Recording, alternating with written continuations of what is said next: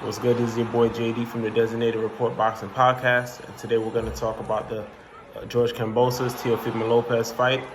And this is one of the fights that I did not see it going the way that it did. Right, this is the upset of the year in my opinion. If we break down the fight, let's start off with Teofima Lopez. I feel like he came out firing out the gate way too aggressively. And what tends to happen a lot with these young fighters is that they want to put on a great show and they want to have a knockout to get the fans up and at them, up and riled up to potentially have a bigger fight in the future.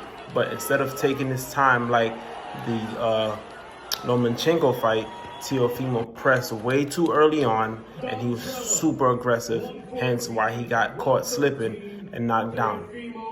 Right, I feel like he should have take his time, first 2-3 rounds, ease into it, and then pick his spots, right? Another thing, I noticed in this fight that he wasn't really using the jab as much as previous fights. He throws a good jab. Everyone knows he has that power and he has the right hand, but you should never negate the jab, especially if it's one of your stronger assets, right? Going over to George Kambosos, what I liked about him, he said, you know what, I'm going to take the Lomachenko game plan and I'm going to reverse it. I'm not going to sit there and try to figure this guy out for 1, 2, 3 rounds. Next thing you know, I'm down 5, 6 rounds on the scorecard and then I'm going to need a knockout to win. Let me come out, let me establish myself early, let me catch him off guard, catch him by surprise, and he did just that. So now, when you have Teofimo on the ropes, you know, he's going to come out super aggressive where you can kind of counter him a little bit better and you can sit and wait, which is what was pretty much done. Now, towards the last 2 rounds, the 11th and 12th, we have some type of controversy. I didn't see any controversy.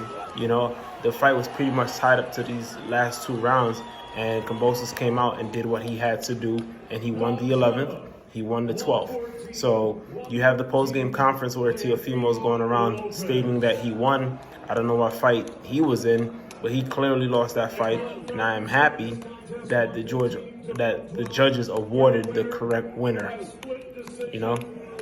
So moving forward, this changes the whole landscape of boxing. We had a bunch of mega fights that we wanted to see between Teofima and Haney and Ryan Garcia and perhaps Gervonta Davis. Now we might have to skip that and kind of maybe see a rematch between Kambosos and Teofima Lopez, or see if Kambosos just goes in a different direction, because there's no rematch clause in the contract, which is crazy to me, because when Teofima beat Lomachenko, there was no rematch clause, and I would have thought that he would have learned from that mistake, because, you know, in boxing, anything can happen. But they never signed it. They didn't go in that direction, so now we're here. So let's see what the future holds, man. Let's see what's going to happen with this division. Let's see what fights come up. We have a few other fights that should shape the landscape of what we're going to see. Devin Haney and Gervonta Davis.